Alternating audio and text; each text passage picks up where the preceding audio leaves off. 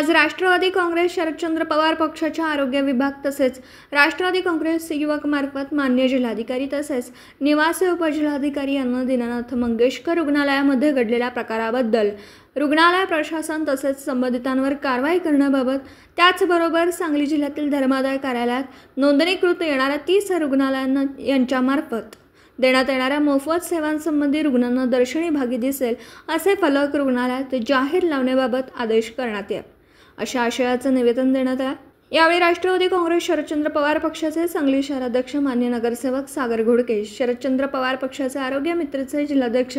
उमर गवंडी, युवक सांगली शहराध्यक्ष अरुण चव्हाण, राष्ट्रवादी काँग्रेस सेवादल तथा ग्राहक संरक्षण समितीचे शहर जिल्हाध्यक्ष महालिंग हेगडे, सामाजिक न्याय विभागाचे जिल्हाध्यक्ष उत्तम कांबळे,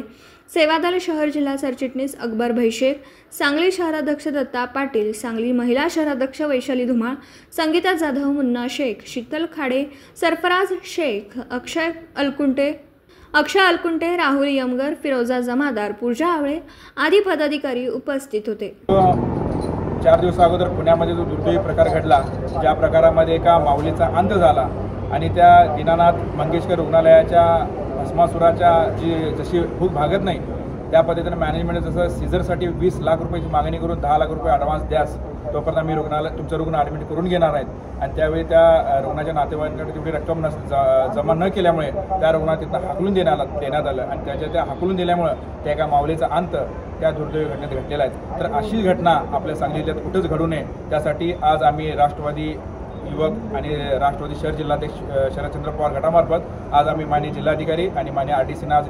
निवेदन देण्यात आलेलं आहे। तर आमची आज अशी मागणी आहे की आपल्या जिल्ह्यातसुद्धा 30च्या जवळपास धर्मदायी रुग्णालय आहेत, त्या रुग्णालयाची ताबडतोब त्यांनी मीटिंग बोलवावी, त्या मीटिंगमध्ये गेल्या 6 महिन्यात त्यांनी ताबडतोब ऑडिट घ्यावा आणि धर्मदायी रुग्णामार्फत जे रुग्णांना सुविधा देण्यात येते त्या सुविधा त्यांनी डिस्प्ले कराव्या, जेणेकरून सर्वसामान्य रुग्णांना त्याचा लाभ मिळावा आणि त्याचबरोबर महात्मा फुले सुधामध्ये जी योजना अंतर्गत राबवली जातात त्याचा संपूर्णपणे त्यांनी त्याचा लाभ द्यावा आणि त्याचप्रमाणे जिल्हाधिकाऱ्यांनी एक ताबडतोब रुग्णासाठी एक हेल्पलाईन सुरू करावी, जेणेकरून रुग्णांची कुठेसुद्धा हेळसांड होणार नाहीत। तर आम्ही जिल्हाधिकारी साहेबांना आता कळकळीची विनंती केली आहे की येत्या 7 दिवसात त्यांनी आमची मागणी पूर्ण करावी। जर आमची मागणी पूर्ण न झाल्यास तर आम्ही आमच्या राष्ट्रवादीमार्फत आम्ही तीव्र आंदोलन नक्कीच करू।